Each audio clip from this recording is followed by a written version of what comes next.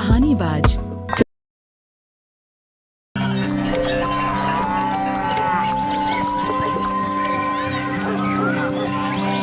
चांदपुर गांव में भोला नाम का एक मेहनती किसान अपनी पत्नी गीता और 2 छोटे बच्चों बेटा राजू और बेटी सुमन के साथ रहता था।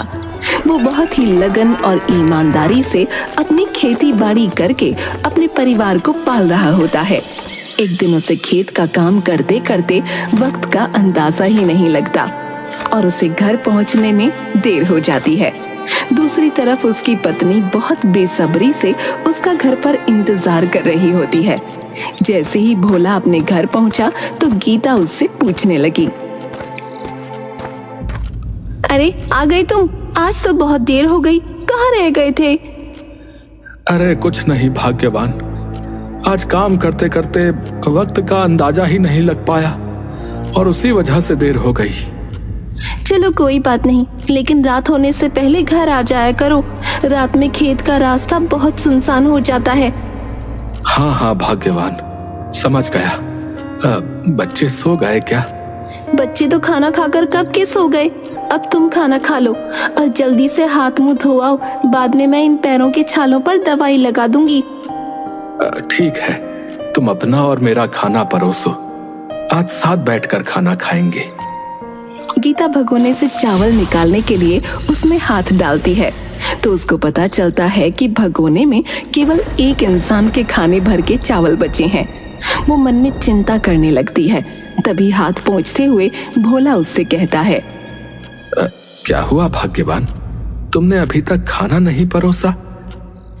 अरे इसमें तो चावल कम है, अगर इनको पेट भर खाना नहीं मिला तो ये खेत का काम कैसे कर पाएंगे। उसमें तो बहुत मेहनत लगती है। एक काम करती हूँ, मैं इनको भर पेट खिला देती हूँ, मैं पानी पीकर काम चला लूंगी। क्यों, क्या सोचने लगी तुम? खाना खत्म हो गया क्या? नहीं, मैंने खाना शाम को ही खा लिया था, इसलिए मुझे भूख नहीं है, इसलिए तुम्हारे लिए परोस दिया। मुझे पागल समझा है क्या तुमने? हैं? अरे मेरे साथ आकर खाना खाओ, जितना भी है दोनों मिलकर खा लेंगे। अरे नहीं, मुझे भूख नहीं है, तुम खा लो। वैसे भी अगर पेट भर के खाना नहीं खाओगे तो खेतों में मेहनत कैसे कर पाओगे। भोला अपनी पत्नी की समझदारी से बहुत खुश हुआ।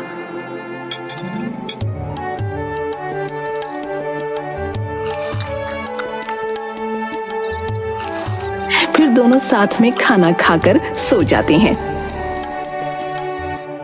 अगले दिन वो जब खेत में काम कर रहा था तो उसका दोस्त राकेश भी अपने खेत से उसको देखता है कि भोला आसमान की तरफ देखकर तेजी से मेड़ बनाने का काम करने लगता है।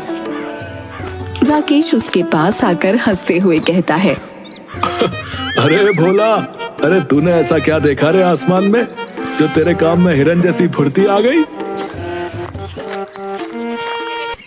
अरे राकेश, तू भी अपने खेत में जाकर जल्दी से मेड़ बना ले, मुझे लगता है आज रात तेज बारिश हो सकती है। अरे कहीं नहीं बारिश हो रही यार, आसमान पूरा साफ है। मैं तो बना ले रहा अपनी मेड़, और तू भी बना ले, मौसम का कोई भरोसा नहीं। ठीक है भोला, तुम अपने खेत की मेड़ बना लो, मैं तो अब कल ही आकर मेड़ बनाऊंगा, आज वैसे भी बहुत काम कर लिया भैया। भोला अब अपने खेत की मेड़ बनाकर अपने घर जाने लगता है और तभी वो देखता है कि राकेश बिना मेड़ बनाए ही अपने घर चला गया।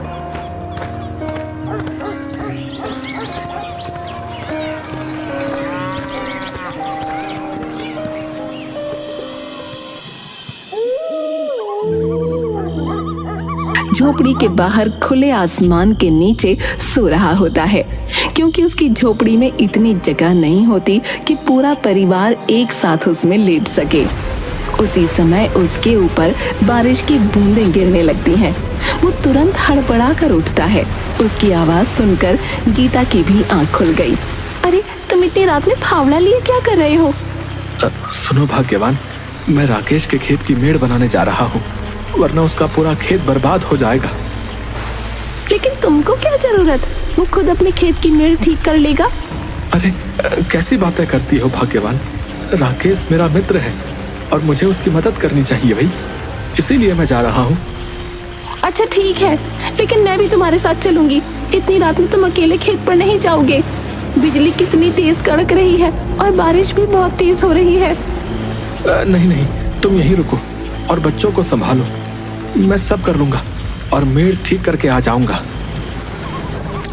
भोला बारिश में भागता हुआ राकेश के खेत पर पहुंचा। उसके बाद उसने बहुत मेहनत से राकेश के खेत की मेड़ बनाई, क्योंकि बारिश की वजह से मेड़ बार बार टूट रही थी। वो रात भर खेत में मेड़ बनाता रहा और आखिर में थककर वहीं सो गया। सुबह जब राकेश ने देखा कि रात में तेज बारिश हुई है तो वो बहुत घबरा गया और चिंता से रोते हुए खेत की तरफ भागा। खेत में पहुंचकर उसने देखा कि उसका खेत बिल्कुल ठीक है और वहीं पास में भोला लेटा हुआ है। वो समझ गया कि भोला ने ही उसके खेत की मेड़ ठीक की है। भैया भोला, अरे अरे उठो, अरे देखो सुबह हो गई। अरे राकेश, तू यहाँ? अरे तू रो क्यों रहा है भाई? भैया मुझे लगा मेरे खेत की मिट्टी बह गई होगी। अरे मेरे होते हुए मैं तेरा नुकसान थोड़े ना होने देता।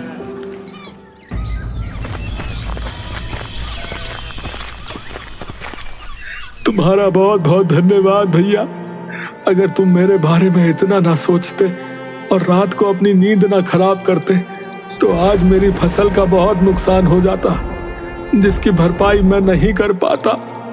अरे ये ठीक कह रहा है भोला भैया, तुम वाकई में सबका बहुत सोचते हो, इसीलिए गांव में तुम्हारी जो है एक अलग पहचान है। हाँ, अरे ऐसा ना कहो भाई, सब अपनी जगह बहुत मेहनत करते हैं। हाँ, लेकिन दूसरों का नहीं सोचते ना। खैर चलो, अब तुम जो है घर जाओ और आराम करो। हम सब मिलकर आज जो है तुम्हारा खेत का काम निपटा देंगे। हाँ। भोला अब घर आ जाता है। उसकी तबीयत ठीक नहीं होती, इसलिए गीता उसकी देखभाल करती है। वहीं दूसरी तरफ गांव का एक आदमी मोहन अपनी फसल जमींदार के पास बेचने जाता है, लेकिन जमींदार उसकी फसल को देखकर 10 की जगह 6 रुपए का दाम लगाता है। ये सुनकर मोहन की हालत खराब हो जाती है और वो जमींदार के सामने गिड़गिड़ाने लगता है। जमींदार साहब, ये गलत है। आप मेरी फसल की बहुत कम कीमत लगा रहे हैं। क्या कहा? मैं तेरे साथ गलत कर रहा हूँ? देखो गांव वालों, इसकी फसल देखो जरा। बारिश में भीगी हुई फसल के इसको अच्छे दाम चाहिए। जमींदार साहब, मेरी बेटी की शादी की तैयारी की वजह से मैं खेत पर ध्यान नहीं दे पाया। फसल बस भीगी हुई है, ये धूप में सूख जाएगी। देख मोहन, तुझे समझ आए या नहीं, पर अगर 6 रुपए में फसल बेचनी है तो बेच, वरना उठा अपनी फसल और निकल जा यहाँ से। मोहन अब मजबूरी में अपनी फसल 6 रुपए में जमींदार को बेच देता है, क्योंकि वो सोचता है कि जितना पैसा मिल रहा है वो ही उसके लिए इस वक्त बहुत जरूरी है। बेटी की बारात सर पर है और उसके पास और कोई रास्ता ही नहीं है। वो पैसे लेकर अपने घर चला जाता है। उधर तबीयत ठीक होने के बाद भोला राकेश के घर जाता है और दरवाजे से चिल्लाते हुए राकेश को आवाज लगाता है। राकेश, अरे ओ राकेश, अरे जरा बाहर आओ। आओ आओ भोला भैया, आज हमारे यहाँ कैसे आना हुआ? यार राकेश, मुझे खेत में जुताई करने के लिए पुराने कपड़े चाहिए। मेरे ये कपड़े अभी नए हैं, जिनको मैं शादी बारात में पहन लेता हूँ। अरे क्यों नहीं भैया, अभी लाता हूँ। हाँ जल्दी से ले आओ, फिर मेरे साथ खेत पर चलो। ये लो भैया, अभी तो यही है मेरे पास। अरे वाह राकेश, ये तो बहुत अच्छा है। चलो अब जल्दी से खेत पर चलते हैं, चलो। वो दोनों खेत पर जाकर जुताई का काम शुरू कर देते हैं और वहाँ हल्की हल्की बारिश भी होने लगती है। वहीं पास में बारिश के पानी में नहाते हुए गांव के बच्चे मजे कर रहे थे और भोला और राकेश भी मजे से खेत में मिलकर जुताई का काम कर रहे होते हैं। अचानक राकेश की नजर भोला की धोती पर पड़ी, जिससे रस्सी जैसा कुछ लटक रहा था। राकेश उसको सांप समझकर छड़ी से उसको निकालने लगा, जिससे भोला की धोती खुलकर जमीन पर गिर गई। अरे अरे ये क्या किया राकेश? अरे धोती खोल दी यार तुमने। अरे इसमें सांप था भैया, ये देखो ये देखो। भागो भागो, भोला काका की धोती मिल गई, अब इससे खेलेंगे। ये देखकर राकेश को बहुत हंसी आती है, क्योंकि अब भोला निक्कर पहने हुए जिस पर गीली मिट्टी लगी हुई थी, बच्चों से धोती छीनने के लिए खेत की मिट्टी में गिरते पड़ते उनके पीछे भागने लगा था और एक हाथ से अपना नेकर पकड़े हुए था, जिससे वो खुल न जाए। ये देखकर बच्चे और राकेश को बहुत मजा आता है। वो भोला को पूरे खेत में इधर उधर भगाते हैं। अंत में भोला थक कर एक जगह बैठकर अपनी इस नादानी पर हंसने लगा। अरे क्या भोला भैया, बच्चों को पकड़ नहीं पाए, ये लो अपनी धोती।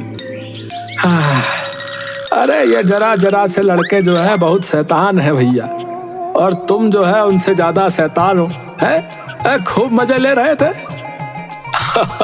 अरे सच में तुमको पहली बार ऐसे किसी के पीछे भागते देखा है भैया, तो ऐसा मौका कैसे छोड़ता बताओ।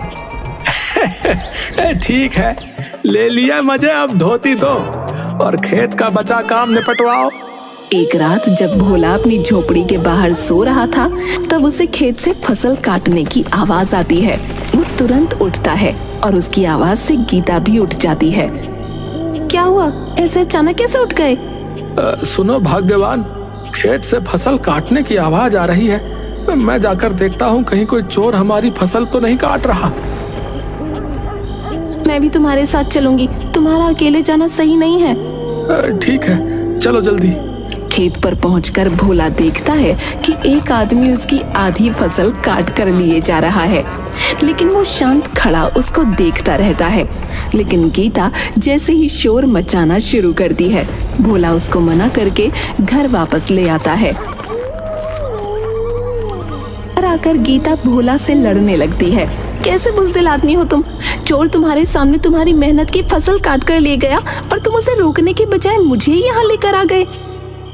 देखो भाग्यवान, तुम्हारा गुस्सा जायज है, लेकिन वो कोई चोर नहीं, हमारे गांव का ही एक मजबूर आदमी था। ऐसी कैसी मजबूरी कि चोरी करनी पड़े? होती है मजबूरी। खैर अभी सो जाओ, मैं ये सब तुमको जो है कल सुबह समझाऊंगा। अच्छा।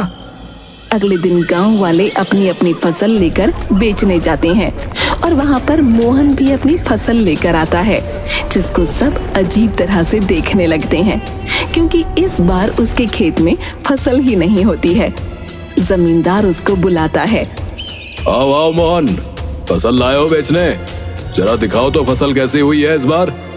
जमींदार साहब, इस बार मैं अपनी फसल को 10 रुपए के हिसाब से ही बेचूंगा, क्योंकि इस बार मैंने बहुत मेहनत से अच्छी फसल उगाई है। मेरे सामने झूठ बोलता है नालायक है? अरे जब तूने अपने खेत में फसल लगाई ही नहीं तो फसल कैसे हुई तेरी? मुझे पता है ये तूने भोला के खेत से चोरी की है। नहीं नहीं नहीं नहीं जमींदार साहब, ये फसल मेरी ही है, मैंने कहीं से नहीं चुराई। चुप नालायक, गाँव वालों पकड़ो इसे, ये चोर है। मोहन, तुझे मैं अभी पुलिस के हवाले करवाता हूँ। मोहन रोते हुए जमींदार से माफी मांगने लगता है और अपनी बेटी की शादी तक की मोहलत मांगता है। जमींदार उसको थोड़ा समय दे देता है, लेकिन उसी बीच 2-4 दिनों में गांव में और लोगों के यहाँ चोरी हो जाती है, लेकिन किसी को इस बात की भनक नहीं लगती। ये लो जेवर और पैसे, और मेरी लाडली बेटी की शादी में कोई कमी नहीं आनी चाहिए। पिताजी, आपके पास तो पैसे थे नहीं, फिर ये कहाँ से आए?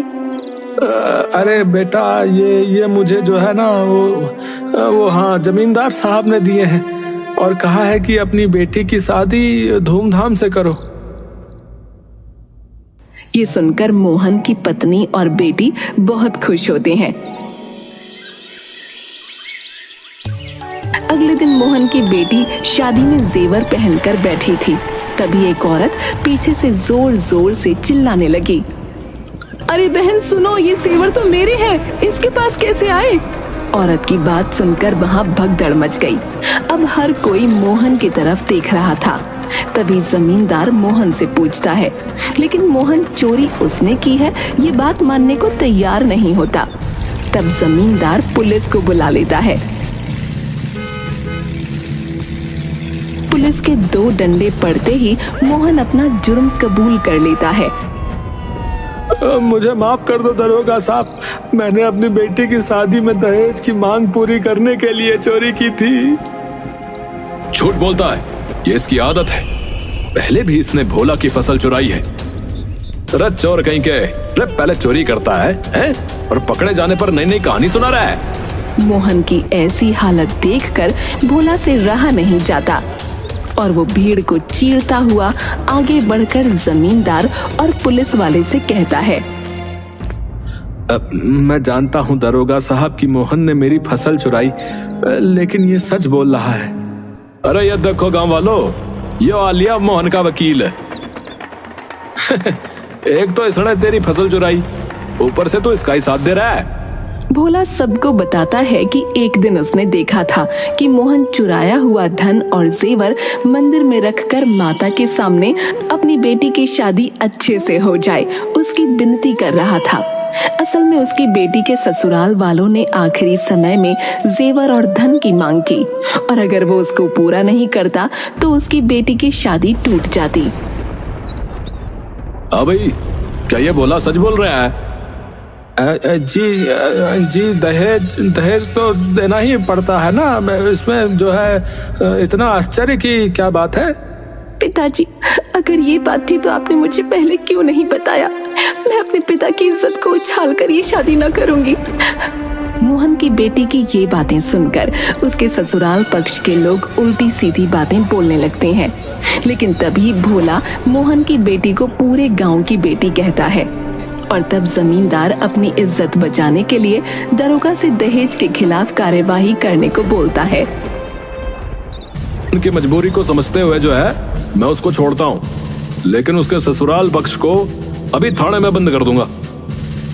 दरोगा की फटकार सुनकर ससुराल पक्ष के लोग डर जाते हैं, लेकिन तब भोला बात संभालते हुए कहता है, मैं मोहन की बेटी को अपनी बेटी समझकर जो है भेंट स्वरूप अपनी फसल का वो आधा हिस्सा और ये कुछ पैसे देता हूँ, जिससे उसकी शादी ना टूटे और गांव की इज्जत बच सके। भोला की देखा देखी पूरा गांव कुछ न कुछ भेंट करने लगता है और जमींदार भेंट स्वरूप शादी के पूरे खाने की जिम्मेदारी उठाता है, जिससे मोहन की बेटी की शादी बहुत धूमधाम से होती है। मोहन भोला का बहुत आभार मानकर धन्यवाद देता है, साथ ही पूरे गांव के साथ मिलकर खुशी से अपनी बेटी को विदा करता है। के लिए कहानीबाज चैनल को सब्सक्राइब करें। Thank you.